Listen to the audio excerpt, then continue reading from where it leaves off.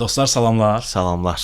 Akartın və Sitomedin dəstəyi ilə bəli, söhbətgaha start veririk. Bu gündən artıq Sitomed də bizimlə bərabərdir. Deməli, o gün bu arıqlamaq və s. ilə bağlı belə bir beynimə sual gəlib ki, nə arıqlamaq? Yəqin ki, şuuraltı belə beynim oturur da, bu orta yaş krizisi keçirdənlərin idman məsələləri. Yadıma düşdü. O mənim həyat tərzimdir. Mən kriz yaşamıram. Yadıma düşdü o biri krizis mağduru Ceyhun Fərzəliyev. Aha.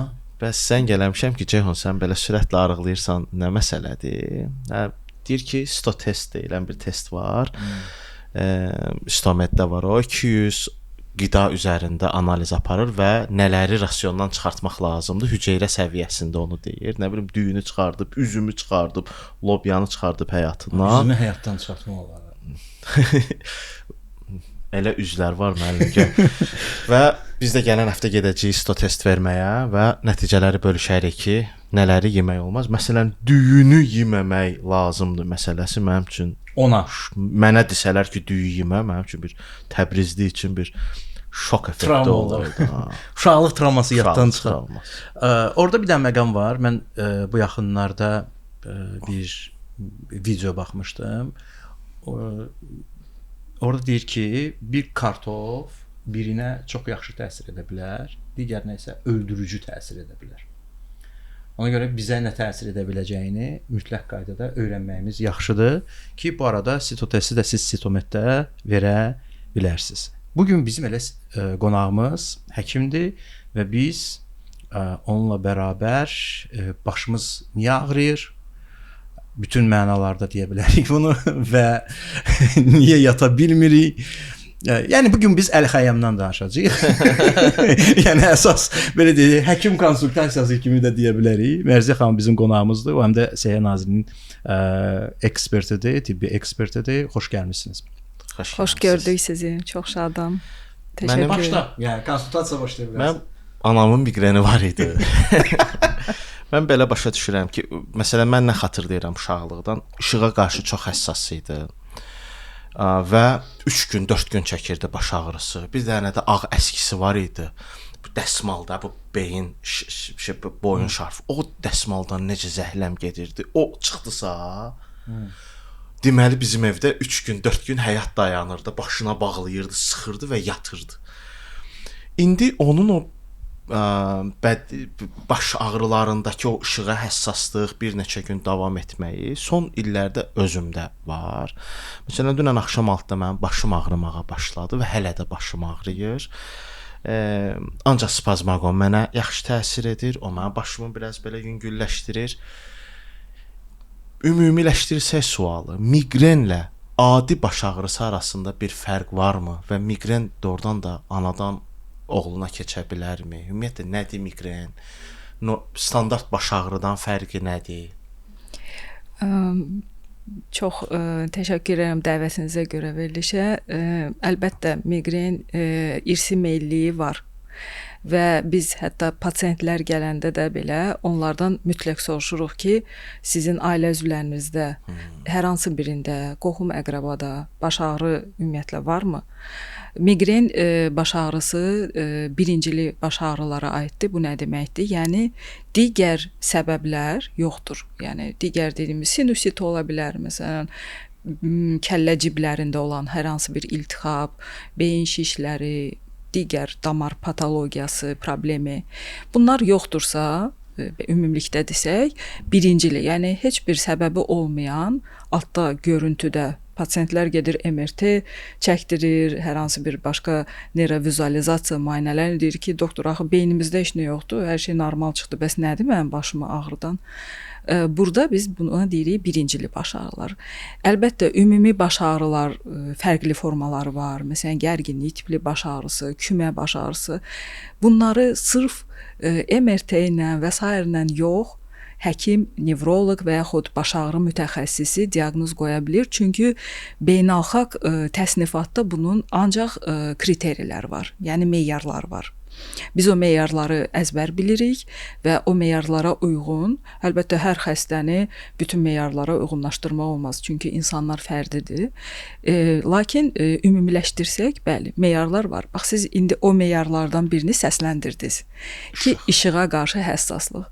Və miqren nə ilə xarakterikdir? Yəni digər baş ağrılarından nə ilə fərqlənir? Odur ki, hemikraniya sözündən əmələ gəlib. Hemikraniya da kəllənin yarısı deməkdir. Yəni başlanğıcda miqren bir tərəfli. Ya sağda, bəli, ya sağda, ya solda başlayır.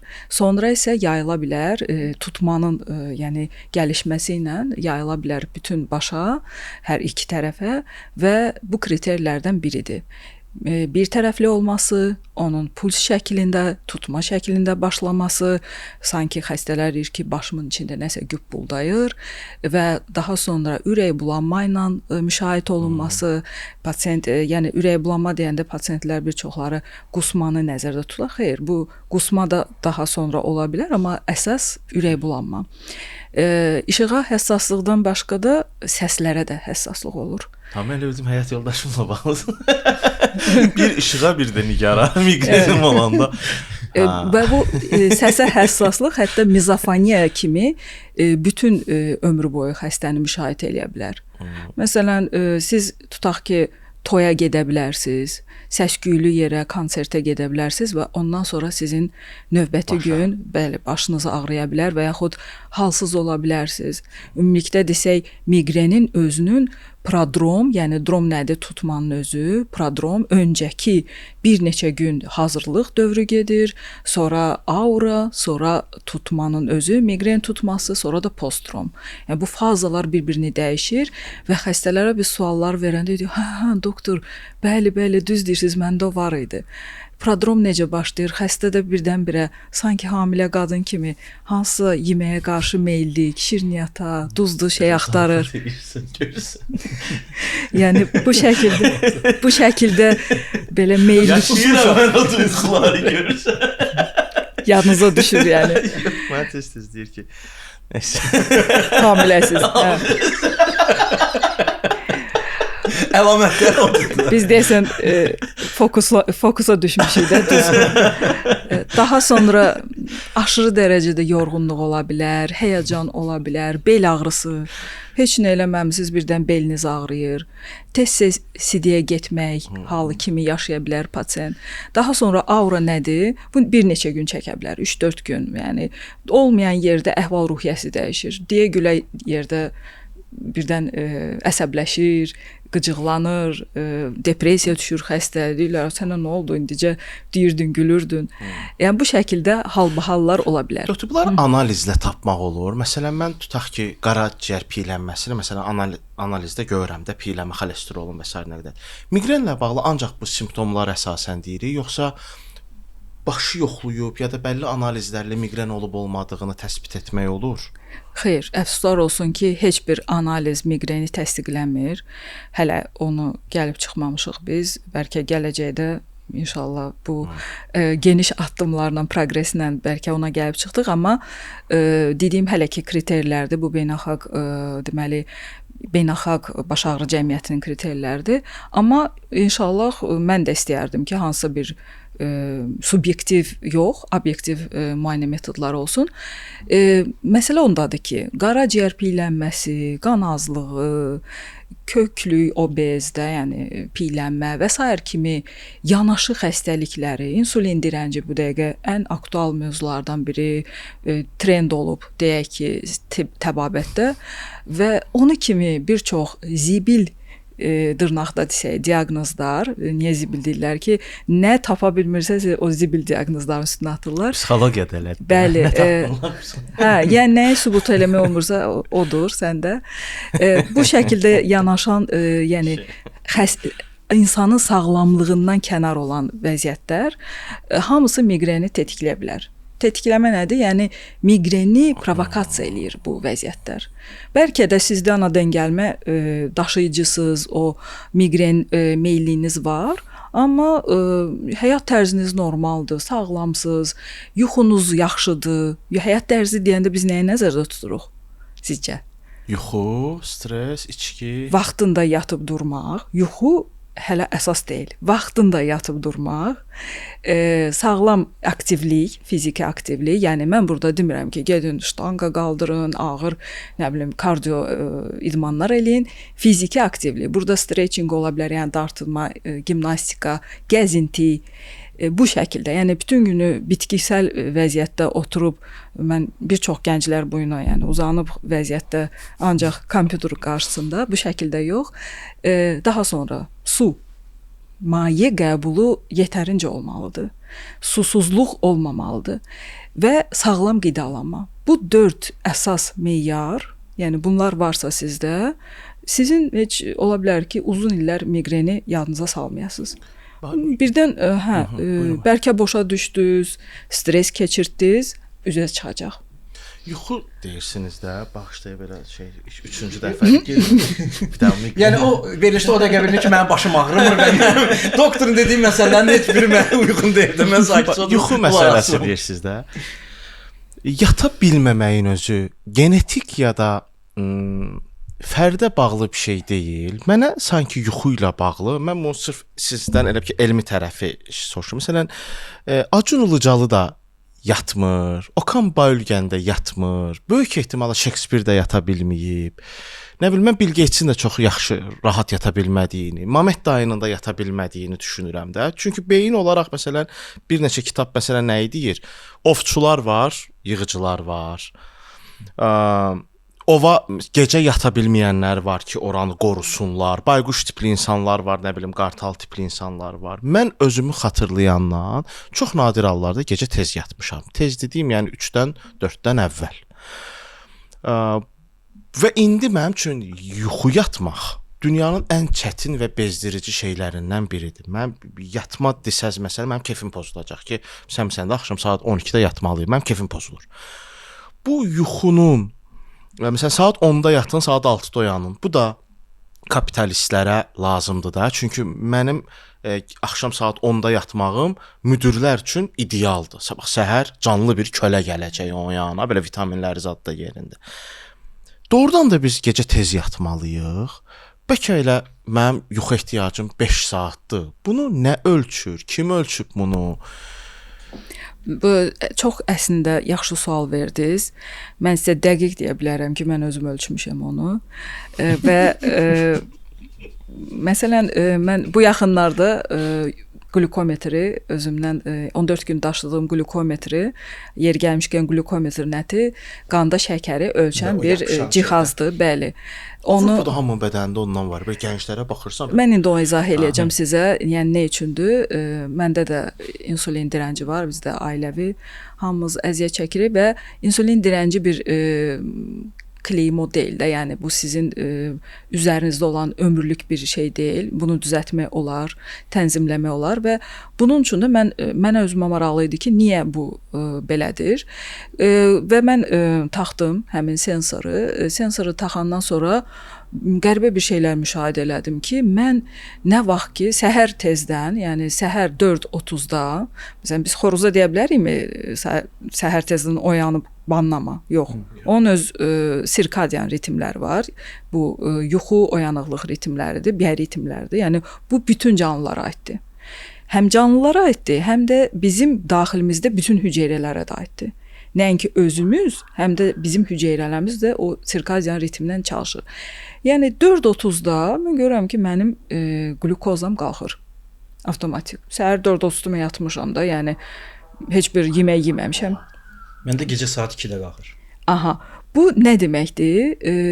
Mənim orqanizmimdə kortizol ifraz olunur və avtomatik o kortizol oyandırmaq üçün eyni anda da insulin və şəkər də eyni anda qalxırlar. Bu normaldır. Yəni bir müddət qalxır, fiziolojidir, yəni normal sayılır. Qalxır, sonra enir. Yavaş-yavaş enir. Mən artıq ayılıram. Yəni mən artıq o səhər ayılıram 4, 5, 6-da avtomatik. Bəzi pasientlər deyir ki, doktor, mənim bir problemim var ki, mən saat 5-də oyanıram. Mən də deyirəm o problem deyil. O əslində normal bir şeydir. Və bundan sonra enir. Biz səhər dururuq, nə edirik? Kortizolumuz yüksəkdir axı. Niyə kortizolumuz yüksəkdir? Bizi oyadır ki, dur, başda aktivləşmək. Bax sizin sözünüzə ki, işə götürənlərə sərf eləyir. Xeyr, əvvəlcədən işə götürənlər zaten bizim fizioloji belə deyə orqanizmimizə uyğun iş saatlarını təyin ediblər. Məsələn, awareness sözü var. Diqqətin ən yüksək pikdə olmağı. Bu saat təxmini 10-a gəlib təsadüf edir. Çünki o vaxtlarda bəs məktəbi də ona görə belə hesabladı. 8, 10, 9, 10. Yəni saat 10-da ən pik vaxta çatır ki, biz diqqətli oluruq.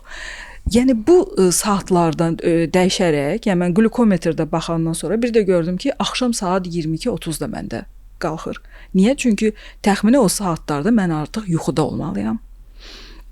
9-da təxmini qaranlıq çökəndə melatonin ifraz olunur, kortizol enir və bizim də şəkərimiz də bir də baxa bilərsiniz. Yəni fizioloji olaraq enəcək. Saat 22-də görür yatmamısan sən. Nə baş verir? Orqanizm sual verir. Nə baş verir? Niyə bu adam yatmır? Yəni bu fizioloji qalxır. Getsəz yatmağa enəcək. Axı real dünyada nə qədər real saat 10-da yata bilmək?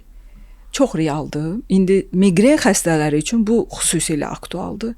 Yəni siz 10-da yatandan sonra saat 11, 12, 1 üçün təxmini somatotropin ifraz olunur. Bu da xüsusilə uşaqlar üçün çox aktualdır. Çünki somatotropin hormonu bir çox inkişafı üçün vacib olan orqanların, sistemlərin, yəni vacibdir o orqanların belə deyək, inkişafı üçün, tənzimlənməsi üçün. Ona görə bu ifraz olunmayanda, yəni uşaq yatmayıbsa o vaxtı artıq problem yaşayırıq biz. Sonrakı vəziyyətlərdə aqressiv yeniyetmə görürük. Yəni o yeniyetmənin onsuz da hormonal sistemi dəyişir, yüksəlir. Üstündən də kortizolu gələk, biz nə alacaq? Laqeyd, belə deyək, aqressiv bir yeniyetmə. Yeniyetmələr də əsasən olur da bu yuxusuzluq. Sizin sözünüzə ki, bu səhər yatmalıyıq, neçəyə yatmalı? Bəli, öz vaxtları var bizim yuxumuzun. Xüsusilə o zamanlarda yatmağımız faydalıdır. Siz nə əldə eləyəcəksiniz? Uzun ömürlülük.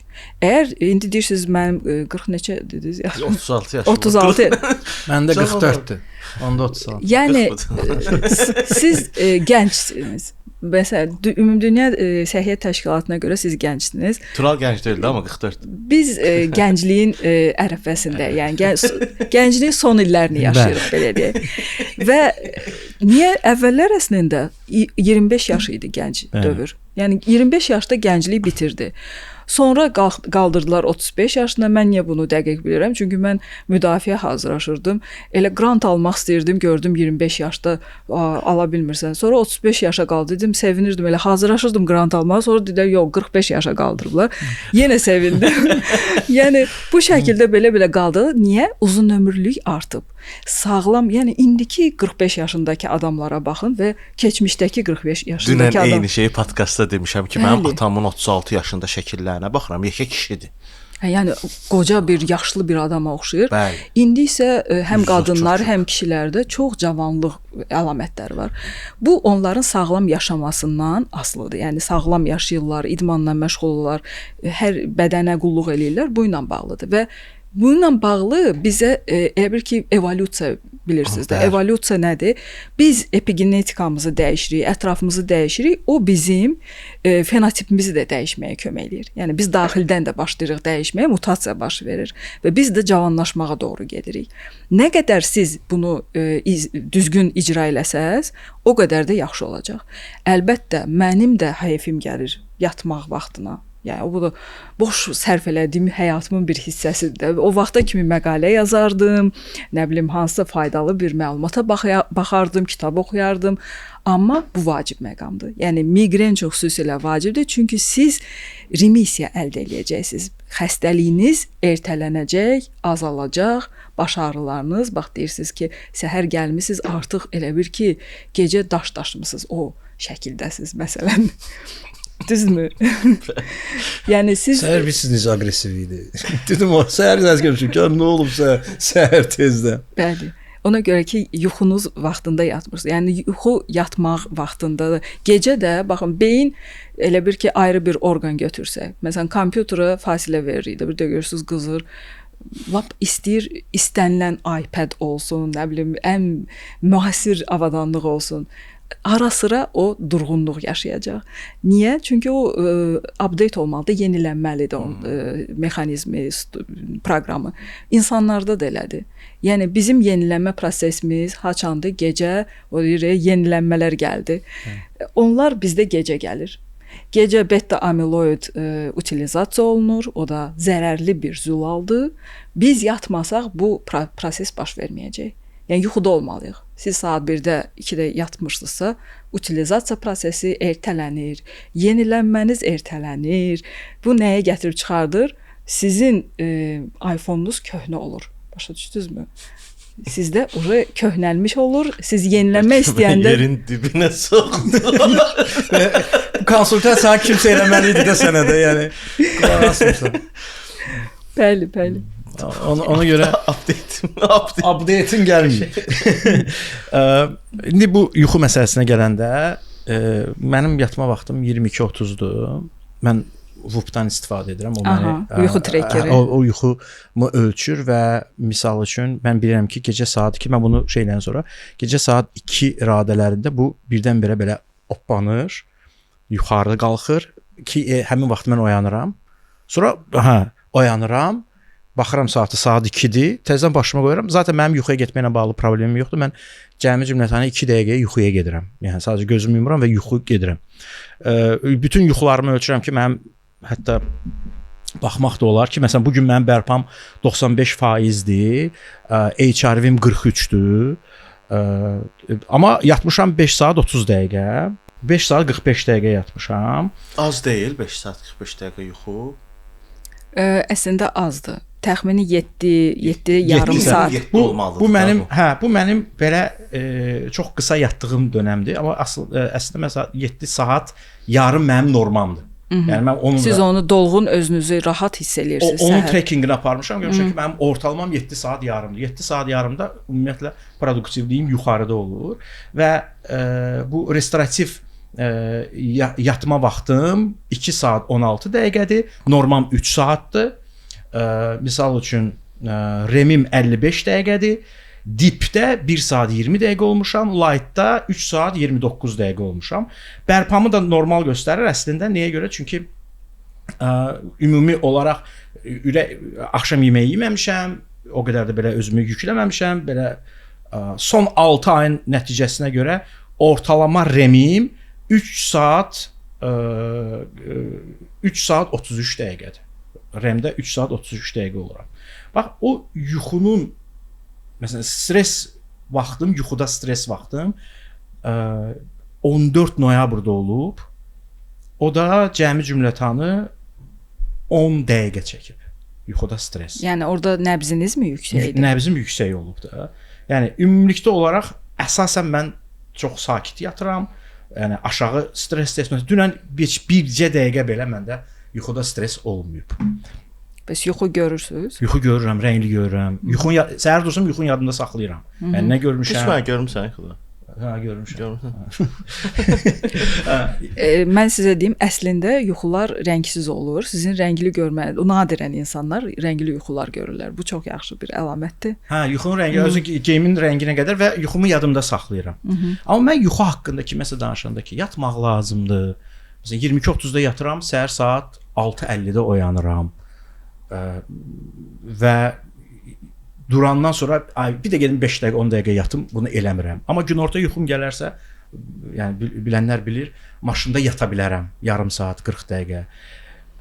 2 cür yox var da. Bizim bir gecə yuxumuz var, bir də nap dediyimiz o gündüz yatmamız. Mən kimə deyirəmsə ki, gündüz yatmaq, əgər yuxun gəlirsə, get yat. Böyük şirkətlərdə, Google-da da bunu tətbiq edirlər. Bu İspaniyada gəlir siesta və s. də. Amma belə baxırlar ki, günorta necə yatmaq olar? Yəni günorta yatmıram. Mən heç uşaq vaxtı bağçada belə günorta yatmırdım. Belə bir şey olur. Günorta yuxusu ilə gecə yuxusu arasında hansı fərq var və o bizə necə təsir edə bilər? Əslində çox yaxşıdır ki, siz tracker taxırsınız. Mən çox tövsiyə edirəm Mənim pasientlərim də artıq başlayıblar taxmağa və biz elə bir ki, bu self managementdə də özümüz baxa-baxa öyrənirik. Özümüzü idarə eləyirik, tənzimləyirik. Çox yaxşı bir şeylərdir. Yəni bu sensorların, trackerlərin heç bir həkimsiz də siz özünüz öz həyat tərzinizi düzəldə bilərsiniz. Sizin sualınıza gəldikdə ki, bəli, o dediyiniz ki, belə ola bilərmi? Mən deyərdim ki, yuxunun vaxtı, yəni sizin o REM vaxtı, yuxunun bir neçə fazası var. Yəni o fazalar bir-birini dəyişir. Biz əvvəllər tracker yox idi. Məsələn, biz polisomnografiya və sair üsullarla, neyrofizioloji üsullarla yuxunu daha dəqiq ölçə bilirdik. Hansısa yaşdan sonra, yəni artıq 55-60 yaşdan sonra yuxu yavaş-yavaş azalmağa doğru gedir. Ona görə biz baxırıq ki, yaşlı adamlar tez oyanırlar və yaxud gecədən artıq oyana bilirlər. Bu hər zaman normal deyil. Yəni ki, onlarda ya melatonin azlığı ola bilər, ki melatonin özü də bilirsiniz də melaninlə bağlı olur. Onların dərisinin belə deyək, günəş şüaları görməməsi ilə də bağlı ola bilər və sair səbəblər, bir çox səbəblər var və ona görə belə yəni yaşlı nəsildən başqa işlək vəziyyətdə olan nəsildəki bu yuxu problemi, yəni gündüz mən ədətən tövsiyə eləmirəm yatmağı. Amma ki, siz ağır zehni işlə məşğulsunuzsa, tamam, mən bütün günü zehni işlə məşğulam, mənim işim odur, mən dərs deyirəm, məqalə yazıram və s.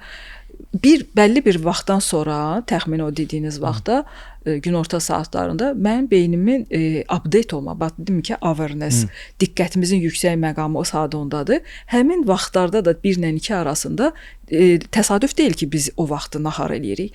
O vaxtlar arasında bizdə yenilənmə prosesi baş verməlidir. Kimsə onu yaxşı ötüşdürür, çıxır bayırda gəzir, havada olur. Kimdəsə ehtiyac var ki, beyin gözünü yummalıdır. Yəni mütləq məndə o 15 dəqiqə olur. Bax deyirsiniz, o CS-də.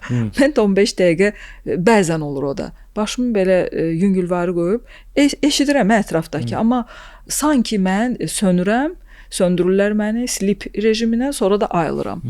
Bu mənə çox faydalı olur. Yəni beynim yorğunluğu silir, yeniləyir.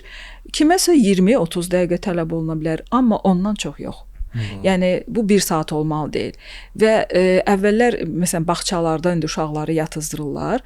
O bəlli bir yaşa kimidir. Məsələn xaricdə o təcrübə yoxdur. Həmişə uşaqları bağçalarda yatızdırma. Mən yəni 4, 5 və s. yaşları nəzərdə tuturam. Orada əsasən yatızdırmayıb uşaqları tez axşam yatızdırmağa doğru gedirlər. Yəni 7-8 ola bilər uşaq getsin artıq yuxuya və onlar daha tez oyanırlar. İndi bu aslıdır ölkələrin özünün iş rejimindən. Məsələn Amerikada saat 6-da artıq 7-də işə gedirlər, tez gedirlər də. İş də tez bitir. Məsələn Finlandiyada başqa cür ola bilər, bizim ölkədə başqa cürdür. Mən sizə deyim ki, bir dəfə bizə qonaq gəlib xaricdən, Danimarkadan və şəhərimizi gəzir. Axşamda da elə olub ki, axşama təsadüf edib bunların gəlməyə. Mən də bunu şəhərdə gəzdirirəm. Təxmini pandemiyadan 1-2 il sonra idi. Görür ki, hamı küçədə belə gəzişir, rahat, iş qaynayır da, yəni həyat qaynayır. Mənə sual verir ki, nə yaxşı cəmaət belə küçədədir də. Axı Danimarkada bildiyiniz kimi çox erkən evdə hamı yığışır. Yəni küçədə bir nəfər tapmaq mümkün deyil. İzlandiyada saat 6 idi axşam yeməyi, 6-dan sonra restoranlar bağlı. Bəli. Deyirəm, mən də indi deyə bilmirəm ki, bizdə həmişə belə. Deyirəm ki, pandemiyadan sonra insanlar lockdown idi, indi sevincək olub çıxıblar bayıra. Day deyə bilmirəm ki, bizdə həmişə davamlı belədir. Yəni gecə saat 3-də də harasa gedirsən açıqdır, kimsə market açıqdır və s. də. Yəni onlar üçün bu qəribə gəlir. Amma bizdə bu normativdir. Və yaxud mən qatarda gedirdim, gecə saat 3-də oyanmışam ki, kimsə söhbət eləyir. Kimi olacaq sizcə? Azərbaycanlılar. Yəni bizdə yatmaq şeyi biraz başqa cürdür də. İndi ona görə də siz deyirsiniz ki, o xəstəliklər miqren əvvəl yox idi, var idi. indi sadəcə həkimlərimiz bunu idarə etməyi düzgün, yəni tədqiqatlar aparıldıqca biz bunu düzgün idarə etməyi öyrənirik. Birinci növbədə də həyat tərzidir. Bax dediyim o yuxu məsələsi, yəni ehtiyacınız varsa günorta yatmağa, bəzən bu patoloji olur bu ehtiyac. Yəni baxırıq ki, adam ümumiyyətlə elə səhər tezdən yuxuludur, adam ya xanım yuxuludur və bütün günü ancaq o momenti gözləyir ki, biraz gözümü yumum da. Niyə yuxuludur? Bunun da alt səbəbləri var. Ola bilər yuxu apnoesi var. Yəni bu da xəstəlikdir. Yuxu zamanı tənəffüs dayanır, yəni xoruldamadır və s. problemlər var da tənəffüs yollarında. Onda o heç hiss eləmir. Bax o yuxu trekeri onun üçün çox vacibdir. Yuxu apnoesi olan insanlar Məndə xorultunu ölçür. Səsi açıq qoyuram axşamlar. Var, yəni. Var saatımda. Hə, yəni ona görə bax o zamanı nəfəs dayanır, tənəffüs dayanır, stres yaşayır orqanizm və səhər o adam yuxulu oyanır. Yəni heç doymamış, sanki yatmayıb, daşıyıb gecə. Yəni bu şəkildə oyanır. Ona görə bax birinci belə pasientlərdə biz miqren o hamısı qalır qıraqda, o yuxu apnoesini müalicə edir. Çünki erkən yuxuda ölüm belə ola bilər. Yəni bunun nəticəsində. Xroniki ağrılar ki olur, indi insanlarda baş ağrılar, bəzən gərginlikdən, bəzən stressdən. Bunu dərman qəbul olunur. Bu dərman qəbulunda bir nəyə diqqət etmək lazımdır? Bu sırf xroniki ağrılardan bir 3 sualım var da. İkincisi, nə zaman həkimə getmək lazımdır? Çünki ağrıdır, hamının başı ağrıyır, bir dərman içir, düzəlir. Üçüncü tərəfi isə bu dərmanlar kifayət etməyəndə neyromodulyasiya nə deməkdir? Çox gözəl sualdır. Xüsusilə mən neyromodulyasiya üzrə mütəxəssisəm, sizə deyə bilərəm. Elə sizi araşdıranda gördüm, mən də bilmirəm. Bilirsiniz, xroniki ağrılar ən həyat keyfiyyətini azaldan səbəblərdən biridir bəzində. Yəni insanlar bəlkə ayağının olmamasına o qədər tutam ki, heyfslənməyəcək, amma ağrıdan insan ölüm dərəcəsinə, özünü öldürmək dərəcəsinə və s. kimi vəziyyətlərə düşə bilər. Tarixdə nümunələri də var. Nietzschenin özü, Nietzschenin baş ağrıları, yəni hədsiz olub da. Yəni bu nümunələr həddindən artıq çoxdur və mən deyərdim ki, xroniki ağrının altda yatan, yəni səbəblərini biz tapırıq. Hansı vəziyyətlə bağlıdır? Məsələn, o dediyim insanın ayağı yoxdur, amma o ağrı hiss eləyir. Niyə? Çünki beyində o orqanın, o fəzanda, əzanın özünün proyeksiyası var. Bizim beynimizdə hərəki şey var, zona var, korteks var, hissi korteks var və hərəsi bizim elə bir ki, çövrülmüş əzalarımızın və bədənimizin, dilimizin ən çox böyük yeri baş barmaq tutur, biləsiniz. Bir də dil. Çünki elə adam var ki, aratırdı, danışır. Məsələn, ola bilər sizdə dil hissəsi böyük yer tutur. Kimsə əli ilə ustadır, işləyir, onun baş barmağı, əli böyük yer tutacaq. Ümumiyyətlə, yəni bizdə çox şey əlimizlə bağlıdır. Ona görə məsələn insult keçirmiş insanlarda əgər parez varsa, əlləri işləmirsə, onlar nitqi də yavaş-yavaş kasıblaşır. Və yaxud nitqdə problem varsa, yəni biz bunu düzəltməklə, motorikanı düzəltməklə nitqi də yavaş-yavaş kömək eləyə bilirik. Bunlar bir-birinə əlaqəli bir sistemlərdir. Ona görə əgər insanın ayağı yoxdursa, əli yoxdursa, amputasiya olunub, o həmin fantom ağrılar hiss edir. Yəni o əzanın ağrısını hiss edir. Çünki proyeksiyası var. Siqnal hələ də gedir. O orada virtual siqnallar gedir. İnsan isə onu, yəni burada biz məcbur oluruq artıq həm dərman təsir etmirsə. Çünki neyromodulyasiya bu dəqiqə beyin bizi yenə də bütöv təsəvvür edir də. Həmişə. Yəni bu oradan silmək çətin bir şeydir. Yazmaq olar. Bəli, ona görə neyromodulyasiya da nədir? Beynimiz plastikdir. Neyroplastiklik var. Yəni istənilən şəkildə biz onu o yana, bu yana yönəldə bilərik. Əfsuslar olsun ki, bu neyroplastiklik çox zamanı, yəni neyron şəbəkələri bəzən belə deyək, sağlam olmayan şəbəkələrə birləşə bilir. Bu da nə zaman baş verir? Tutaq ki, insult, elə yenə də o nümunədə göstərim ki, insult bilirsiniz ki, bir tərəfi işləmir də xəstənin iflic olur. Bu iflic zamanı xəstə neynir? o hissəni ignor eləyir, yəni işlədə bilmir deyə, avtomatik zəifdir deyə başlayır sağlam tərəfini işlətməyə. Sağlam tərəfi bizdə də yarımkürələr çarpazdır da. Yəni bu tərəfimizə, sağ tərəfimizə sol yarımkürə cavabdehdir, sol tərəfimizə isə sağ yarımkürə. Çarpaz olduğu üçün bu tərəfini ignor elədiyi üçün o biri tərəfi güclü olur və əks yarımkürə aktivləşir. İndi bu səfər bu aktivləşdiyi üçün o birisi dominant olur və o biri yarımkürəni sağaltmaq əvəzinə, yəni əksinə provokasiya eləmək əvəzinə ondan dominant olur və onu bastalayır da. Ümumiyyətlə bütün proseslər beyində ya aktivasiya ya tormozlanma şəklində işləyir. Siz sual verə bilərsiniz ki, mən sizə dərman verdim, stimulator. İndi stimulyasiya eləyəcəksiniz, növbəti anda sizdə eyni anda tormozlanma prosesləri aktivləşəcək. Yəni orqanizm çalışacaq ki, o aktivləşməni endirim. Buna görə də hər adama eyni dərman düz yaxşı təsir etmir. 2 nəfərə mən eyni dərmanı verim, hərəsində fərqli mən nəticə görəcəm. Niyə? Onun aktivasiya sistemi yaxşıdır, ona heç aktivləşdirmək lazım deyil. Amma bu birisinin aktivasiya sistemi zəifdir, ona versəm ona yaxşı təsir göstərəcək, o birisinə pis təsir göstərəcək. Başa düşdünmü? Beyində də elədir. Yəni neyromodulyasiya nədir? Həmin patoloji şəbəkə yaranıb, dominant filan. O dominantı bastırır, sağlam şəbəkə qurmağa kömək eləyir. Çünki insult zamanı dediyim kimi o patoloji şəbəkə qurulur və niyə biz deyirik ki, erkən reabilitasiya lazımdır?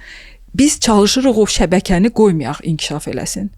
Dərhal, yəni başlayan kimi, insult tutan kimi xəstəni aktiv yox, sabitləşdirəndən sonra aktiv reabilitasiya başlayırıq ki, o şəbəkələr qurulmasın. Alınsa qeyri-invaziv yollarla, yəni onun içində elə o neyromodulyasiya prosesləri də var. Müxtəlif üsullarımız var. Yəni biz bildiyimiz, mən işləyirdim transkranial maqnit stimulyasiyasına. Yəni qeyri-invaziv bir aparatdır. Təxmini 2-3 Tesla gücü var, onun maqnit sahəsi var və biz onu verirdik. Beyində motor strukturların vəziyyətini, proyeksiyasını dəyişdirə bilərdik. Tam insult nəticəsində azalıbmı əlin zonası, dediyim kimi də biz onu yekəldə bilirik o zonanı. Yəni bu dərəcədə mümkündür bunu eləmək. Qurban olduğum, bunu rahat yarat da. Yəni modülər yarat, nə bilim, hissəli, işinə də qarışmaq olmasın amma. Mən çox çətindir bədəni, çox çətindir. Təkamüldən də pis qəribə keçib. Yəni nə qədər çətin olsa da, inanın ki, biz bax insan bədənini qulaq asanda, sizin kimi tracker və s. o qədər dəqiqdir hər şey ki, siz təəccüblənəcəksiniz. Hər şey o qədər dəqiqdir ki, siz o dəqiqlik sadəcə dinləsəz öz bədəninizi, onu çox rahat idarə edə biləcəksiniz. Bu proyeksiya məsələsini dediniz. Mən beynimdə o kərpiç tamamilə oturdu da. Mən gündəlik olaraq vizualizasiya edirəm, hədəflərimi yazıram və bunun işlədiyini öz həyatımda görürəm. Gedib kimə desəm ki, qardaş bax, mən 6 ay qabaq bunu yazmışdım və buna doğru getmişəm. O deyir ki, çox fəlsəfi söhbət idi. Yəni deyirəm ki, belə bu olmaz da, amma o siz ki deyirsiniz ki, o ayağı proyeksiya edir beynində. Deməli, səhərlər mənim səhər oyanıb meditasiya, vizualizasiya və minnətdarlıq dəftərindən daha sonra hədəflərimi yazmağı, nə istədiyimi yazmağı və onun reallaşması əslində burada baş verir də. O özünü o reallığa hazırlayır. Belə deyək, məni o hüceyrələrimə qədər o reallığa hazır edir. Mənim belə deyək, tezliyimi qaldırır yuxarı və mən o hədəfə doğru gedəndə onu daha rahat əldə edirəm. Əslində möcüzə göstərmir, sadəcə məni ona hazırlayır. Və o şeyi məndə o kərpic oturdu ki, bu sistem necə işləyirdi? Çünki yazmaq həmişə oxuduğum bütün kitablarda və şeylərdə var ki, yazmaq mütləq lazımdır. Çünki bu beyinlə birbaşa əlaqəlidir. Sən sanki ona bir proqram verirsən və enter-i basırsan və beyin də başlayır sənin xeyrivə işləməyə. Əslində doktorun dediyində həqiqət var. Sən özünü başa düşsən ki, bu sistem necə işləyir? Sistemi tutanda ki, o necə işləyir? Sən ona uyğun hərəkət etməyə başlayırsan. Bir də demensiya deyilən bir xəstəlikmi deyək, nədirsə də bu. Ola bilsin ki, tibbi olaraq adlarını bilmirəm. Demensiya nədir? Və bu harda özünü göstərir? Və ümumiyyətlə demensiyanın müalicəsi var ya yox? Hal-hazırda bəli, demensiya demens da, yəni mental sözündən belə deyək, götürülüb. Mental yəni qavrama, şuur. Bəli. O da enməsi deməkdir də.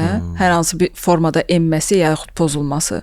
Mən bizim kursantlarımıza da sual verirəm həmişə ki, məsələn, niyə beyin yaddaşın enməsi var, amma yaddaşın yüksəlməsi yoxdur? Bunu izah edə bilərsiniz? Yəni yaxud beyin funksiyalarının yüksəlməsi yoxdur. Ancaq biz bunu Asperger olan sindromları və yaxud savantizm belə deyir də, ali beyin funksiyalarını gücləndirmiş rejimində olan insanlarda görə bilirik.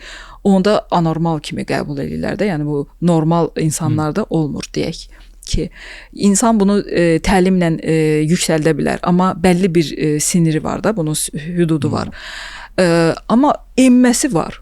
Yəni enməsi nə deməkdir? Uşaq anadan gəlmə olursa buna biz başqa inkişaf ləngiməsi deyirik də, yəni mental retardation deyirik. Amma əgər bu sırf praksislə bağlıdır. Yəni bizim həyat boyu əldə etdiyimiz təcrübə. O təcrübə ilə yığılmış hansısa ali beyin funksiyalarının səviyyəsi varsa, o enməsi biz ona demensiya deyirik. Mən görürsünüz, tam yaddaş demirəm ha. Hansısa funksiyaların enməsi. Burada nədir? İnsan təşəbbüsü eləməyi itir. Hesablamadır, hansısa aqressivləşir insan, yaddaşla yanaşı bunlar da. Gündəlik elədiyi işləri unuda bilir və yaxud eləmək istəmir kimi bizə görsənə bilər. Biz də baxırıq, bir çox ailələrdə gecikdirirlər xəstəni, yəni müraciət eləməyə. Niyə? Çünki elə bilər depressiyadadır da. Əşi qocalıb, depressiyası var. Niyə bu belədir? Halbuki orada artıq başlayıb. Yəni koqnitiv, əqli funksiyalar yavaş-yavaş enir, davranışlar dəyişir, başlayır artıq təkrarlamağa. Yəni biz də unutqanlıq ola bilər, ani hansısa tutan fikirliyik, stres yaşamışıq, nəsə yeməmişik bugün, yaxşı yatmamışıq. Sabahsı günü biz yaşaya bilərik, orada nəyisə unutdum qaldı. Amma bu bizim əgər sistematik iş rejimimizə təsir eləyirsə, işdə artıq bizə hansısa irad bildirirlər, sən neçə vaxtı beləsən, işi işləyə bilmirsən. Bu ucu siqnaldır, qırmızı bayraqdır. Yəni burada diqqətli olmaq lazımdır. Buna deyirik biz mülayim koqnitiv pozuntular, yəni mild cognitive impairment. Biz bunu bu zaman artıq nevroloqa müraciət etmək lazımdır. Çünki altında biz deyirik dəyişə bilən səbəblər, dəyişə bilməyən, geri dönən, geri dönməyən. Geri dönən nələrdir? Vitamin çatışmazlığı, fol turşusudur, sonra B12 vitaminidir, anemiyadır, yəni qan azlığıdır. Hansı ki biz bunu idarə edib düzəldə bilərik. Boyuna tiroid problemi, yəni qalxana və bənzər vəzin. Bunları idarə edib düzəltmək mümkündür. Amma əgər pasiyentdə degenerativ xəstəlik başlayıbsa, neyrodegenerativ, bunun altında yata bilər Parkinson xəstəliyi, demensiyanın başqa növləri var, məsələn vaskulyar, yəni damar mənşəli, damar patologiyası var xəstədə. İrsi hamısında insult, ürək infarktı, xolesterin yüksəkliyi də biz deyirik dislipidemiya. Bu kimi xəstəliklər varsa o qaçılmazdır. Yəni gətirib demensiya çıxardır. Amma demensiya ola da bilər, olmaya da bilər. Ola bilər ki 60 yaşında olacaq, ola bilər ki 55 yaşında olacaq. Bu da individualdır. Baxmayaraq ki biz gen daşıyıcısıyıq, tutaq ki geni daşıyır da, ailəsində anası, atası, hamısında demensiya var. Tutma ehtimalı 50-50-yədir. Yəni sabahlar bunun da demensiya. Bunun üçün nə edirik? Biz dəvət eləyirik nevroloji check-up-a. Yəni artıq sağlam ikən nevroloji check-updan keçib səbəbləri, vəziyyətləri bilib düzgün dəyərləndirib vaxtında preventiv, profilaktik standart nevroloji check-up var da. Yəni mən gəlib check-updan keçə bilərəm nevroloji olaraq. Standart deməzdim. Yoxsa ayrı-ayrılıqda hamı üçün ayrı-ayrı yazılır. Bizdə ümumiyyətlə insanlar öyrəşib ki, həkimə ancaq öləndə getmək lazımdır. Onu biraz dəyişmişik bu illərdə də. Əvvəl elə gəlirdi də, öləndə və fəxr edirəm. Heç vaxt həkimə müraciət etməmişəm. Fəxrlə bunu deyirdilər. Yəni ki, o qədər sağlamam. Amma indi baxırıq ki, öləndə yox, xəstələnəndə gəlirlər Mən İlk isə dəfə Əzraili yuxuda görəndə. mən isə daha deyərdim ki, xəstələnməmişdən gəlin. Yəni siz özünüzdə hər hansı bir problem hiss etmədən bizim 35 yaşına kimi bəlli bir bədənimizdəki belə deyə ehtiyatlarımız var. Orqanizm belə qurulub da, yəni bəlkə gələcəkdə bu dəyişdi oldu 40 yaşına kimi. Hazırda 35 yaşdan o yana indi gəncləşib də xəstəliklər artıq dözmür orqanizm. Əvvəl də yuxusuz idi, heç nə olmurdu. Doktor, mən rahat yatmaya bilirdim, işimi gör. İndi mümkün deyil. Artıq işləyə bilmir, düşünə bilmir, xroniki yorğunluq və s. Ona görə belə vəziyyətlərdə, yəni dediyiniz nevroloji tipik check-up yoxdur, amma ümumi belə check-up kimi, məsələn bizdə var. Onu mən yaratmışam öz klinikamızda. Qeyd elədim özümdə, gələcəm ha. Mütləq. Biz məsələn yeni testlərimiz var ki, oksidativ stres testidir. Yeri gəlmişkən bu yaxınlarda bizim onunla bağlı seminarımız olacaq. Yəni həkimləri biz bunu təlimlərini veririk ki, başa düşsünlər. Ya biokimiyada bildiyiniz biokimyəvi proseslərdən ibarətik biz. Onu tənzimləməsi, hansı sistem, zəncirlər necə işləyir ki, biz necə sərbəst radikalları azaldaq. Əslində hamımız bilirik onu. Məsələn, omega 3-dür, içirik, maqneziumdur, yəni vitamin D-dir. Bunları biz qəbul eləyirik ara sıra. Əvvəllər də olurdu. Doktor, bir kurs vitamin vurdurdum özümə və s. Amma biz tövsiyə eləmirik sərbəst öz başına hansısa vitaminlər vurmaq. Çünki tip irəliləyib. Biz artıq onların fəsadlarını da görə bilirik. Ona görə yaxşı olar ki, vaxtında həkimə müraciət etsin, yəni peşəkar bu ilə məşğul olunsun. Biz check-up eləyirik. Sonra neyrotestlərimiz var. Bax, dediyim o, bilirsiniz də, insanın mükafatlandırma sistemi var. Niyə indiki uşaqlar görürsünüz, oyunlardan asılı qalırlar, zövq alırlar, telefonda qurşanırlar, kompüterdə. Çünki daha rahat dopamin ala bilirlər oradan. Və ona görə də əvvəllər biz dopamini nədən alırdıq? Nəsə hadisə baş verdi, sevinirdi və yaxud səliqəli həyatımızdan, musiqidən, idmandan, meditasiyadan. İndi isə onlar keçib olub daha qısa. Surfing. Telefondakı hansısa şeyləri surfing eləyirlər, hansısa oyundan alırlar və bunu çatdırmayanda, yəni o dopamini almağı aqressivləşirlər. Ona görə çalışmaqla, yəni biz o neyrotest vasitəsilə insanda hansı mediatorlara qarşı, neyromediatorlara qarşı, serotonindir, dopamindir və s. də bir çox mediatorlar var. Onlara qarşı antitellərin olmasını araşdırırıq. Bu hər insanda eyni deyil. Yəni hansında nədirsə, nə cür dəyişiklik varsa ona uyğun müalicə təyin edirik. Ona uyğun diaqnoz qoyulur. Yəni bizim nevroloji check-up'ımızın əsasında bax bu biokimyəvi proseslər, əlbəttə ki, bütün dediyim o homeostaz deyirik də biz, insanın ümumiyyətlə sağlamlıq analizləri var. Qan analizləridir, ümumi qandır, sonra dediyim o vitamin kompleksləridir, qaraciyər sınaqlarıdır, nə bilim sidik sınaqlarıdır, böyrək sınaqlarıdır və s. kimi ümumi bildiyimiz analizlər və əlavə analizlər. Ondan eləyirik. Bir də üzr istəyirəm. Bu demensiya və deyəndə Parkinson ki adını çəkdik. Bizim Parkinsonla bağlı ən real nümunə rəhmətli Məhəmməd Əlidir. Boksla məşğul olub və boksla məşğul olan bir dənə də Mike Tyson var. Biri 60 neçə yaşında yenidən ringə çıxır, döyüşür. Digəri isə 1996-cı ildə 50 neçə yaşında artıq o Atlanta Olimpiyadasında məşəli qaldıranda əli əsirdi.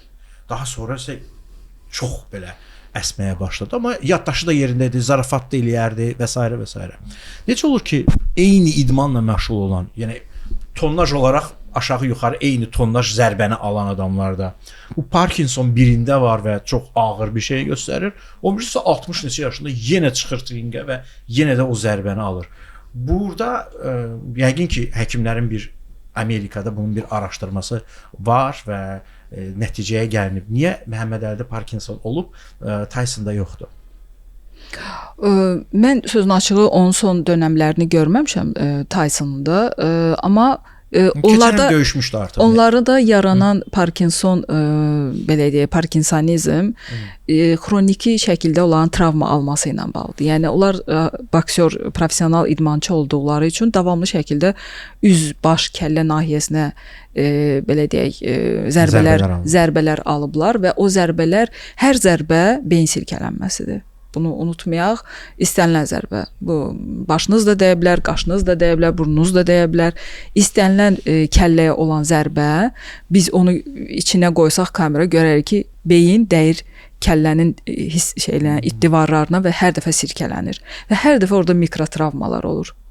Orada hansısa mikro səviyyədə baxın, bir neyron belə bizim üçün vacibdir. O hansı şəbəkənin bir hissəciyidir. Hesab edin ki, tutam kompüterdə hansısa tranzistorun bir hissəciyi xarab oldu. Biz onu əvəz edə bilmirik. Digər neyronlar o funksiyanı üzərinə götürür. İndi o Tyson'da bəs dedim axı, neyroplastikdir beyin. Beyni istənilən kimi biz idarə edə bilirik. Bundan əlavə beyin pili deyən bir şey var. Yəni o neyromodulyasiyanın bir hissəsidir.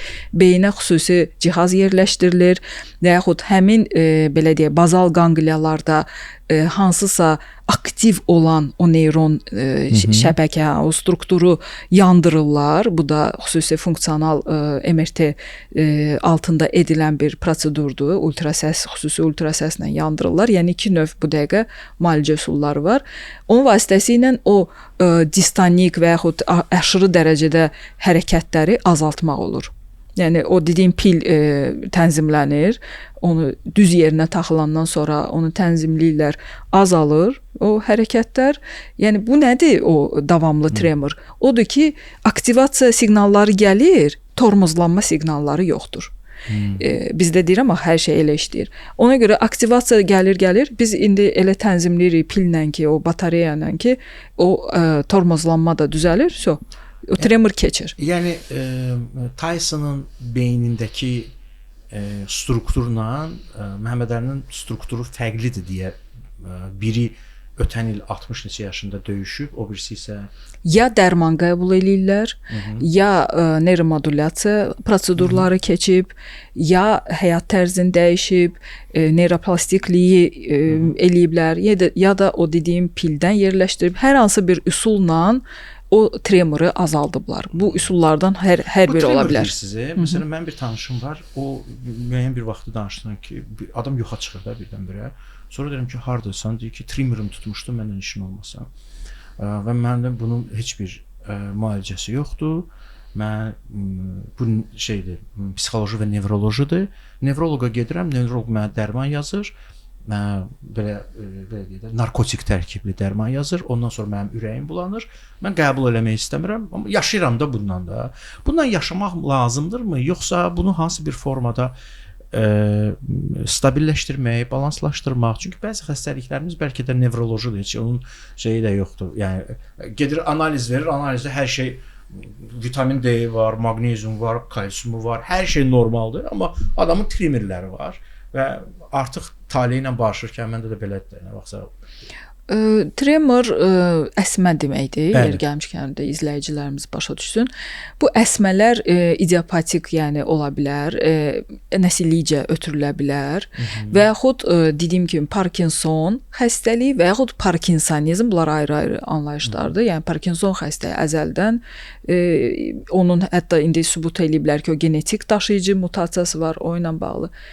İstənilən halda o xəstəni müayinə etmək düzgün olardı. Yəni burada psixoloji kim deyibsə bilmirəm. Yəni orada araşdırmaq lazımdır. Sivillik. Psixoloji bilirsiniz, psixoloji xəstəlik tremor şəklində əgər özünü biruzə verirsə, o dərəcədə olmamalıdır ki, xəstə qapanır evdə və işə getmir, üzə çıxmır, ünsiyyət qurmur. Bu mənə biraz qəribə gəlir. Orada nəsə başqa səbəb var. Yəni inandırıcı deyil mənə. Hansı dərmanların ürək bulanması verməyə biz titrasiya eləyirik dərmanları. Yəni hər şəxsin, fərdi dozası var. Mən məsələn elə mənim tanıdıqlarım var, adi valerianını içir, yuxu basır onu. Halbuki valerian yuxu verici deyil də. Yəni kiməsə verə bilər, kiməsə verməyə bilər. Məsələn, mənə aşırı dərəcədə böyük dozalarda içsəm mənə məsələn verməyəcək.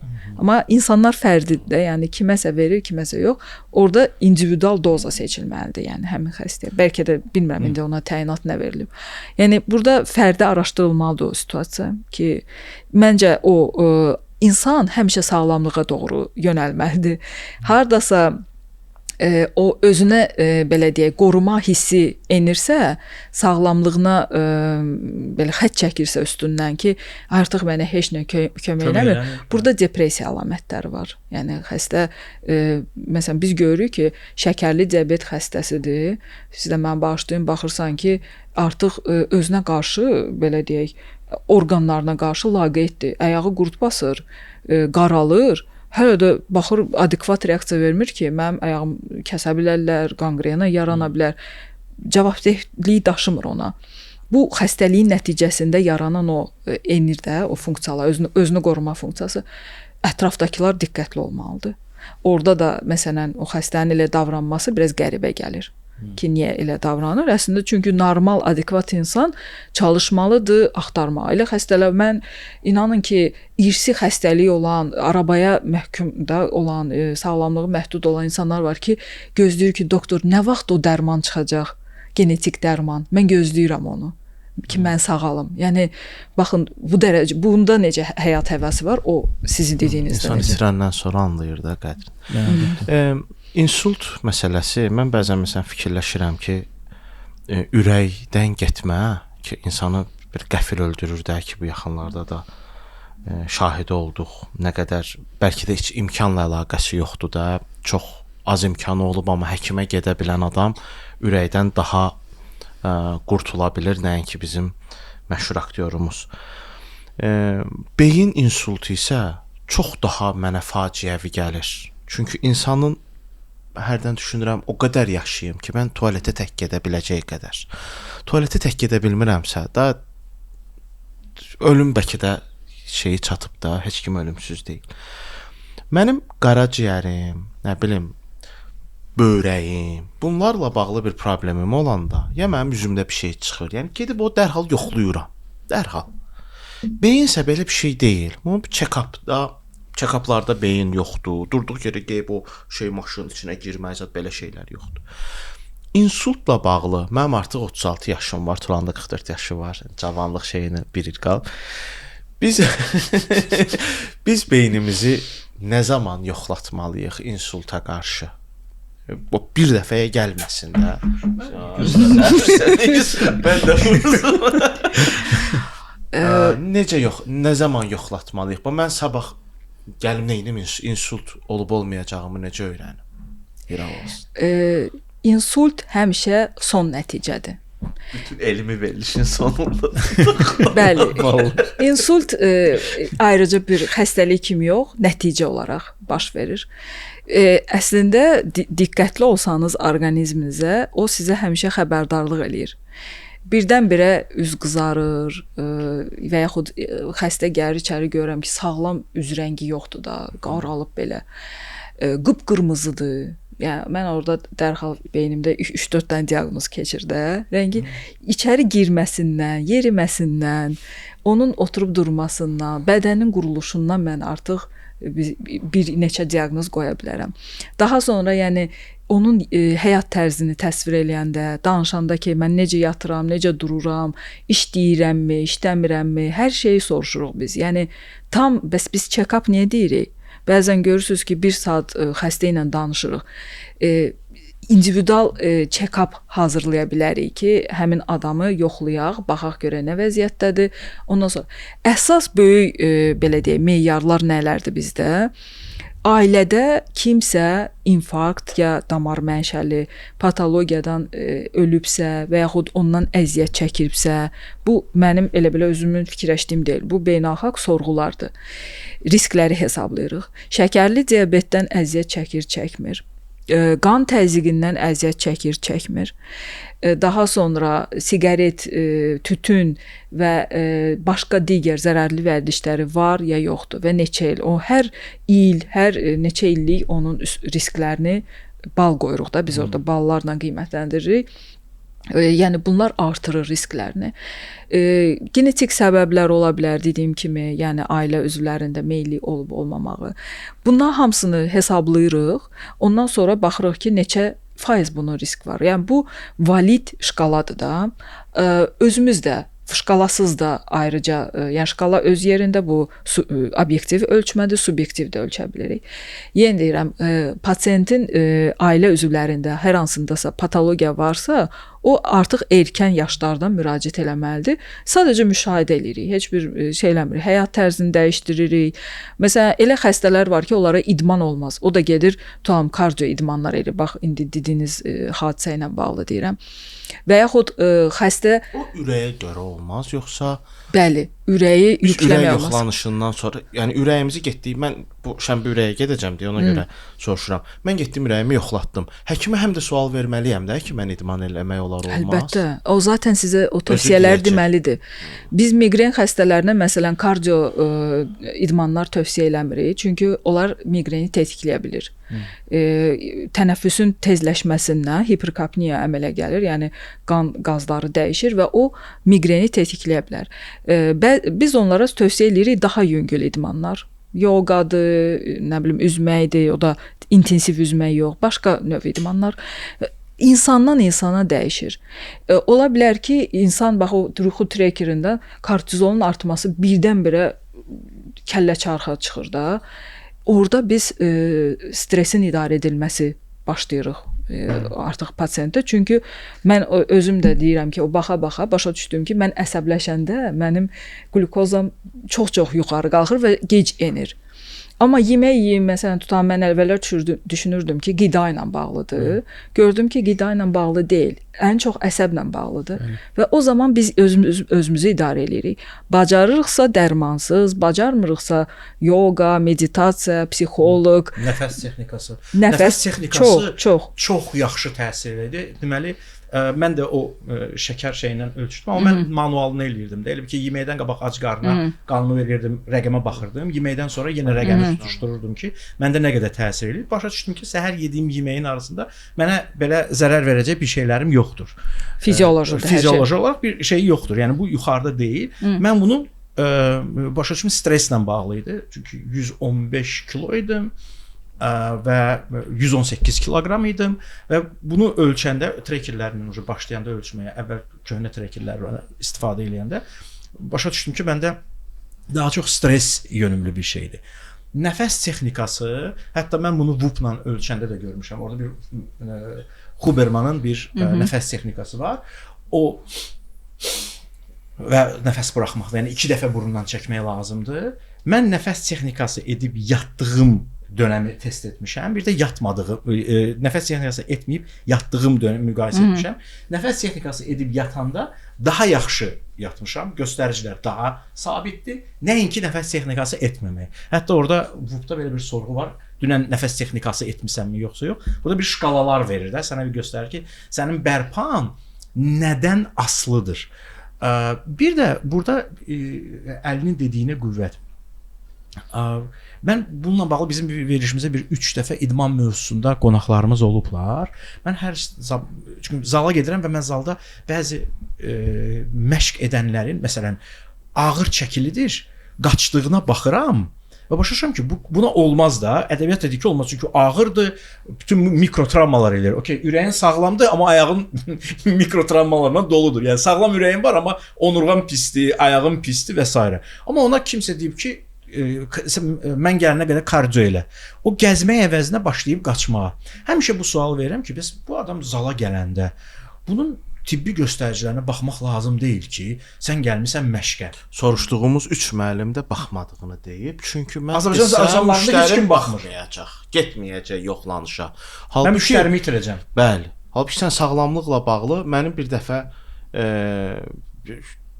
çox əsəbləşdiyim bir şey var idi. qaynanam köhnə tələbəsini görüb, o da məşhur idmançıdır. 500 min zat səhifəsində izləyicisi var. Ya necə sən müəllim əzat belə, bu da yaxşıyam, filan şey. Bəs getdim, nə bilim, qaraciyərimdə nəsə piylənmə var, həkim müalicəsi nədir? Yazıb ona badlar.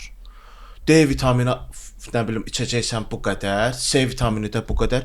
Heç nəyə baxmayıb ha. Qaqaş idman müəllimidir. Məşqçidir. Və qaynanam da yazıq nə bilsin, gedib alıb onları və həkimin şeyini içir o. Deyirəm ha, sən D vitamini adamı öldürə də bilər. Bəli. B12 adamı öldürə bilər. Yəni sən məhv edər sistemini. Doludur. Bəlkə heç qıtlığın yoxdur. Bəli, doludur. Həkim olmayan, ən yaxşı halda. Bəlkə xərçəngi var, altda yatan blogerləri, tibbi təhsilləri yoxdur. Siz necə məşhurdular? Sağlamlıq blogerləri indi çıxıb o meyarda. Əvvəllər başlamışdılar diyetoloq, nutrisolog, sonra nutrisolog, Zoom-dan təlimlər sonra da keçirdilər, keçdi oldu sağlamlıq coachu, sonra da sağlamlıq blogeri. Mən nəinki sağlamlıq blogeri, TikTokda görürəm ki, hazır reseptim var qızlar. Atır bir dənə resept, dərmanlardır, bildiyimiz dərmanlardır. Yaxşı ki bu elektron resept çıxıb. Çünki o resepti atır, deyir, çox sağ olun, yoxsa gedəcəydik həkimə, nə bilim 100 manat verəcəydik. Nə yaxşı ki siz varsınız da. Hamı da eyni resepti götürür, tutaq ki arıqlama və nəsə, sonra da gəlirlər. Mən son dönəmdə bax kursantlara da deyirəm ki, 80% gələn xəstələri yatragen, yəni tibbi dərmanlanmı, həkimlənmi, düzgün olmayan belə idarə etməkdə dərmanla olan fəsadlarını müalicə edirəm. Son dönəmdə 80% bilirsiniz nə deməkdir? Hər gələn demək olar ki, 10 xəstədən 8-ində dərmanla bağlı fəsad. Biri gəlmişdi, məsələn, düzgün təyin olunmamış qan durulducu. Biri gəlib dərmanları ard-arda içib, nə bilim, nəsə olub onda. Yəni bunları mütləq peşəkar izah eləməlidir. Nutrisologlara heç bir iradım yoxdur. Sənədi varsa, doğrudan da nutrisologdur ki, son dönəmlərdə görürük ki, sənədsiz həkimlər dırnaqda, sənədsiz hansısa stomatoloqlar və s. Onda onlar varsa, sənədsiz nutrisolog da əlbəttə ki olacaq. Məncə, əgər pasientin artıq çəkisi varsa, artıq pasient mən deyirəm, yanlış anlaşılmasın, insan müraciət eləməlidir həkimə. Yəni artıq çəkininlə, bu demək deyil, biz onu xəstə çağırırıq, gedəcəm həkimə, həkim deyəcək sən xəstəsən. Bu qorxuya görə və yaxud qınağa görə getmək istəmirlər. Biz əslində, mən yenə də deyirəm, bax, biz maarifləndirmə, sizin vasitənizlə müraciət eləyirəm də əhalimizə ki, sağlam ikən müraciət eləyin həkimlərə. Professional, peşəkar insanlara müraciət edin ki, biz düzgün tənzimləyə bilək sizin sağlamlığınızı, həyat tərzinizi, dediyiniz idman növlərində göstərək sizə. Olur ki, tutaq ki, onurğasında problem var. Mən o qədər olub ki, tövsiyə eləmişəm ki, yoga ilə məşğul ol. Pasient gedib yoga ilə məşğul olma, orada biraz da pis günə qoyublar onu. Niyə? Çünki trener özü peşəkar deyil. Hansısa əldə qayırma öyrənib, gəlib. Yəni bunları əlbəttə biz düzgün məkan, düzgün şey seçilməlidir.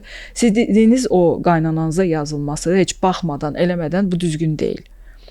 İstənilən adama hər dərmanı yazmaq düzgün deyil. Mən sağlamlıqla bağlı paylaşım əleyhinə deyiləm ha. Yəni adamlar var, sağlamlıqla bağlı elmi məqalələri paylaşırlar. Elmi. Bu çox normaldır. Həkim deyil də, oturub oxuyur. Mənim narazı və yanıldıcı ola biləcəyini düşündüyüm şey tövsiyə verməkdir. Yoldaşlar, lobiya yeməyin. Sənin lobiya yeməyin demək üçün şəxsi təcrübəndən keçirt. İsbat qoy ortaya, sonra biz baxaq. Yəni adamın bisepsi mənim nə bilim biləyim boydadır. Mənə biseps idmanından danışır. Sən birinci bir özün ol, sonra danış. Mən məsəl üçün idmanla bağlı paylaşım bilsiz nə deyərəm? Yenə gəlmişəm deyəcəm, məzələnəcəm. Mənə baxan başa düşür ki, mən idman etmirəm. Amma bu formatda adamların ya da sən çox belə bədənlisənsə, bu demək deyil ki, mənə həyat sağlamlığı ilə bağlı paylaşımlar edə bilər. Sən həkim deyilsən, ən azından 7 illik baza şeyin yoxdur. Soruşsam öt harda yerləşir, onu təxminən bilməyə, mədə altı vəzi nə ifraz edir, bilməyəcəksən. Bütün bunların fonunda bizim indiki səhiyyə məsələmiz istər mental, istər fəlsəfi, istər yoxlanış olaraq qəribə bir formatdadır. Məsələn, bölünüb də, mən bilmirəm haçan Səhiyyə Nazirliyinə hansı sorğunu ünvanlayım. İndi bu danışmaq sizin də oran ekspertsiniz də. Yox, mən elə ekspert olaraq da bunu bəyənmirəm. Belə keçir. Mən bilmirəm, bir məsələm olanda təbibəmə müraciət edeyim, Səhiyyə Nazirliyinə müraciət edeyim. Təbib o gün şey paylaşıb, nə bilim, həkimlərə hansısa kompüter proqramı təlimi veriblər, beynəlxalq sertifikat veriblər. Cəmaət analizə yazıla bilmir zamanında. Mənə HPV analizi qoyub dövlət xəstəxanası səhvliyi ilə bir dəfə ömrümdə özəl klinikaya getməyib dövlətin HPV tanısı qoyublar mənə. HPV deyildim mən. Stres. Mən siz nə qədər stres çəkmişəm, nə qədər stres. Mənə dərmanlar veriblər, fransız dərmanlar. HPV olmuyor, bədənimə vurmuşam, yanıb. Təzminat ala bilərsiniz. Sonra onun müalicəsini almışam. Yer gəlmişkən. Yəni mən o dövrü onunla bərabər yaşadığıma görə, yəni ki deyir ki, belə bir diaqnoz var, mənlə bölüşdürüm, amma bunu orada tutmusan da. Yəni bu deyir ki, nə bilim, yəni insan hətta öz həyatını mənim elə həyatım da yoxdur ya, gedim HPV zat tutum. Yəni insan öz həyatını sorğulamağa başlayır ki, görəsən mən neynədim və bəzən də beyin bizə uydura bilər də. Bəlkə falan yerdə başqa şey eləmişsən, sonra məlum olur ki, deyilmiş. Həyatının bir hissəsi pulun şeyinə gedir. Yəni insanlar borc alıb bir ölkədə, borc alıb, Alman aptekindən dərman alıb, öz Səhiyyə Nazirliyinin dərmanlarına güvənmirsə, burada sorğulanası, danışılası çox məsələ var. Bir dənə əlavə eləyim. Məsəl üçün elə bu idman mövzusuna gəldik. Məsələn, TikTokda, Instagramda adamlar peyda olublar ki, onlar kişilərə testosteron terapiyası, testosteron əvəzləyici terapiyası yazırlar. Top dəhşətdir. Kişi olun. Yəni mən belə də Rusiyanın həkimlərinin və onların paylaşımlarına baxıram, oxuyuram. Məsələn, onlar göstərirlər ki, filan yaşdan sonra, analizin nəticələrinə baxılandan sonra həkim deyir ki, sənin bu hormon əvəzləyici və ehtiyacın yaranıb. Çünki bədən zaten bunu ifraz eləyir də. Əgər ifraz eləmirsə, sənə həyat siklini yaratır. Azalır da, ifraz azalır. Bu da tam normal bir şeydir. Sən demə bizdə bu açıq surətdə zala gedib tez nəticə almaq istəyən insanlara bunu yazırlar. Anabolik belə deyək də, dərmanlar yazılır. Bunlar Qro hormon. Sənə demişdim mən zalda müəllim demişdi ki, qro biraz barmaqların böyüyə bilər. Niçivo zato tez yığacaqsan bədən.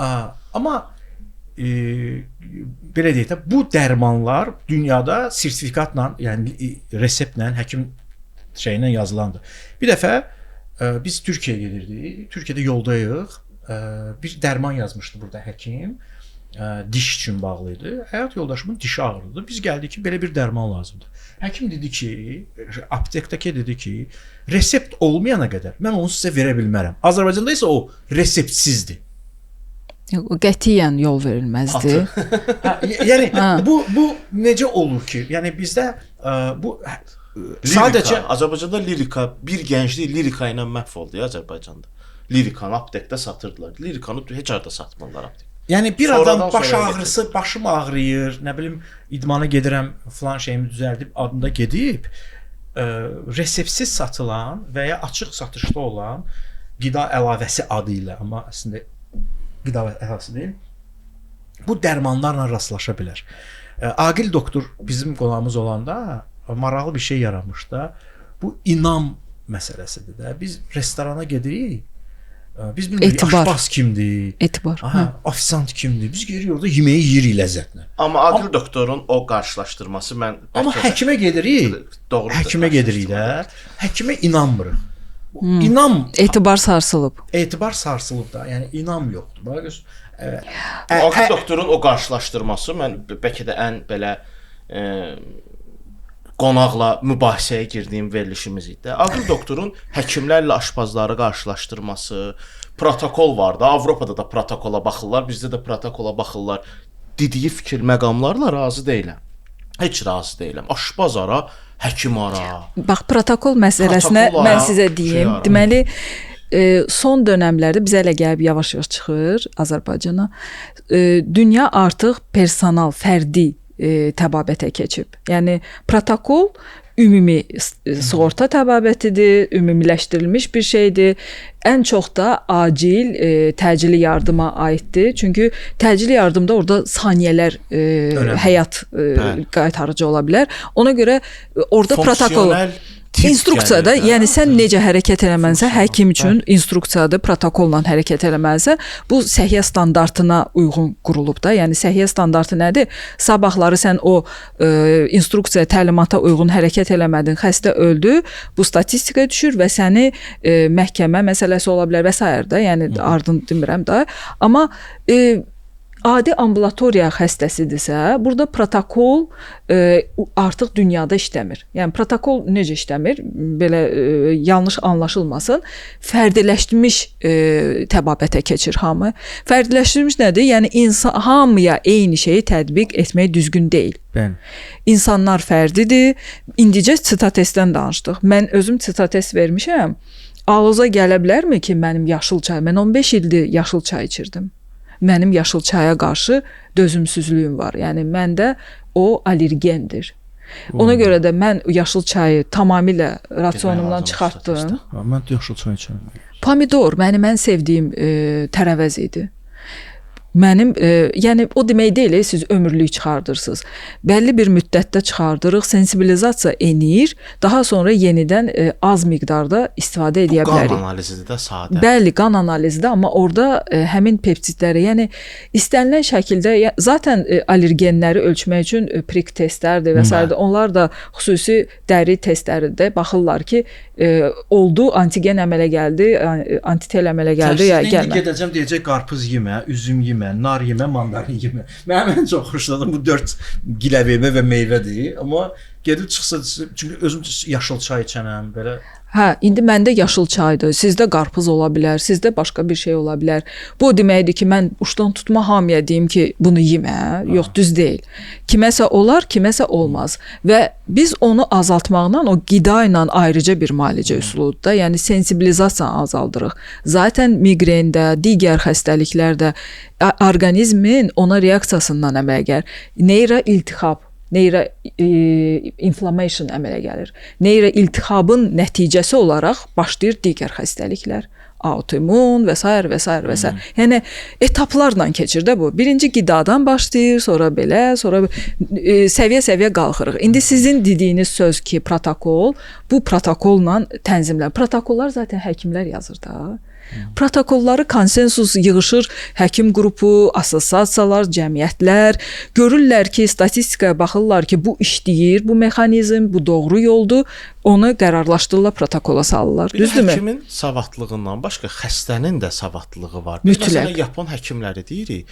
Yapon həkimin yanına heç kim ölən moment gəlmir. Ölən moment Yapon həkimin yanına getsən xərçəngdə. Xərçəng yayılıb burdan bura, gedir həkimə sağalt. Sən Yapon həkimə getsən, o da sağalda bilməyəcək. Norveçliyə də getsən, sağalda bilməyəcək. Norveçli müəllimləri məcbur check-up'a tabe tuturlar.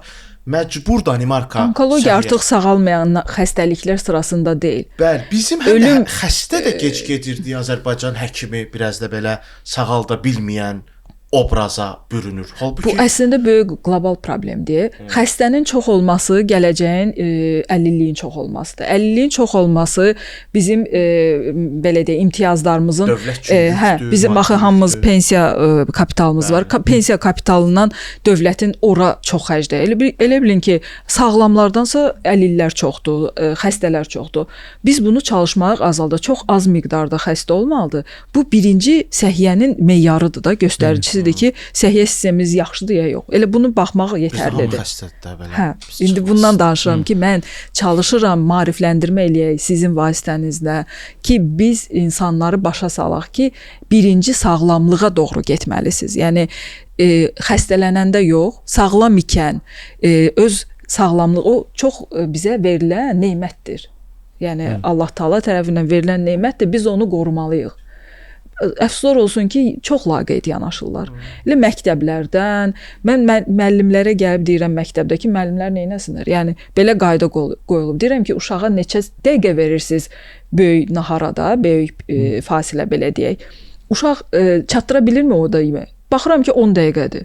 Maksimum. Yəni o necə yesin? Mən dövlət məktəblərinə. Samanda məktəbində çox təəssüf ki. O necə çeynəyə bilərsizmi 10 dəqiqəyə? Tutam sizə qəşəng buterbrod vermişəm, lunchbox vermişəm, içində yeməklər var da. 10 dəqiqə mümkündürmü? Biz özümüz yaradırıq o tez yeyən uşaqları, çeynəyə bilməyən uşaqları. Sonra da deyirik ki, gəldi obezdir. Niyə? Çünki oradan başlayır hər şey. Müğənni Edis arıqlayıb belə qəşəng böyük bir sağlamlıq mərkəzində Fransada prosedurdan keçib. Deyir valla nə etdilər başa düşmədim. Nə bilim bağırsağa filan şey. Bir dənə şey deyir ağlımda qalıb. Həkim mənə dedi ki, ağızda olan su ki proteinləri və karbları parçalayır, o mədədə yoxdur. Mədəyə düşə-düşə ağız suyu. Bəli. O öz gücünü itirir. Ağızda parçalamalısan ki bunu, mədəyə parçalanmış şey ötürəsən. 30 dəfə çeynə, həyatın boyu nisbətən bir çox xəstəlikdən qorunacaqsan. Bizimkilərin o 10 dəqiqədə 30 dəfə, 3 dəfə udurlar, elə bir ilandılar, elə bütöv udurlar. Sonda sualın yoxdursa bir daha son sual ver. Beyin sağlamlığımıza bugün sən konsultasiya solo ifasıdır. 3 dənə beyinlə bağlı tövsiyə versəz, nə tövsiyə verərdiniz? Ən böyük tövsiyəm yuxu yatın, yəni vaxtında yatın, dolğun yatın. Lazımdırsa yuxu barədə maariflənin, yəni yuxu böyük hissədə. İkincisi qidalanmanıza fikir verin. Biz nə yeyirik, oyuq sonuçda. Yəni bunu sübutlar da var, artıq alimlər də təsdiq edir. Yemək, yəni çalışın sağlam qidalanma. Sağlam dediyimiz, yəni artıq mən düşünürəm ki, sağlam qida nədir? Mən bunu izah eləməməliyəm. Və belə deyək, stressdən qaçmaq. Yuxu ilə bağlı bir kitab tövsiyəsi verirəm. Matthew Walker'in Biz niyə yatırıq? Why We Sleep kitabı var. Tövsiyə edəcəyim kitablardan da biridir. Belə tövsiyə antropologiya bizim ümumiyyətlə yatma vərdişimizin formalaşmamızdan başlayır. Beyində sən tövsiyə eləmişdin, oxumuşdum. Yenə də yata bilməmişdim. Amma stressin idarə edilməsi də çox böyük aktual mövzu. Bizdə hamı məsələn bizimkilər gedir xaricə deyir ki, hamı gülür, hamı salamlaşır. Bizi qıcıqlandıran nələrdir? İnsanlar. Məsələn sorursam ki, mən hamısını çıxartmışam həyatımdan və əsəbləşmirəm. Xoşbəxtəm. Deyə Bakıda stressiz qalmaq. Yox, mən adamları çıxartmışam. Əli deyir ki, sosiallaşmaq lazımdır. Mən deyirəm ki, mən əsəbləşmək istəmirəm. Toksik insanlar çıxartmısınız. Sizə toksik olan. Müharibədən çıxmış ölkəyik. Yəni bu normaldır. Amma biz nümunə götürə bilərik. Məsələn, Almanları götürə bilərik. Onlar da illərlə 2-ci Dünya müharibəsində, yəni necə xalq özünü dəyişdi. Orada da bilirsiniz, yəni çox soyqırımlar da olmuşdu, hər şey olmuşdu. Xalq özünü düzəltdi, dəyişdi. Yəni birinci özümüzdən başlamalıyıq. Biz həmişə günahı kimdəsə görmək istəyirik də, amma məncə birinci özümüzü düzəldək, öz münasibətimizi biz dəyişsək, ətrafımız da dəyişəcək. Çox sağ olun. Təşəkkür edirik. Çox sağ olun gəldiyinizə görə. Mən təşəkkür edirəm. Minnətdarıq sizə. Sağlamlıq diləyirəm ikinizə də. Təşəkkür edirik. Çox sağ olun. Dostlar, elə Sitomed aracılığı ilə o Sitotestə siz də gedə bilərsiniz. Yoxlanın, biz də gedəcəyik. Çünki həqiqətən mənim özümə də maraqlıdır ki, görürsə mən həyatımda olan hansı qida var ki, onu mən çıxartmalıyam. Çünki müəyyən bir dövrdə, müəyyən bir hissədə başa düşürəm nəyisə çıxartmalıyam, amma o nədir bilmirəm. Ki yaxşı ki bu test var, bunu da yoxlayıb izləyicilərimizlə də bölüşə bilərik. Təşəkkür edirəm gəldiyinizə görə. Çox sağ olun. Görüşək. Təşəkkür edirəm. Sağ olun.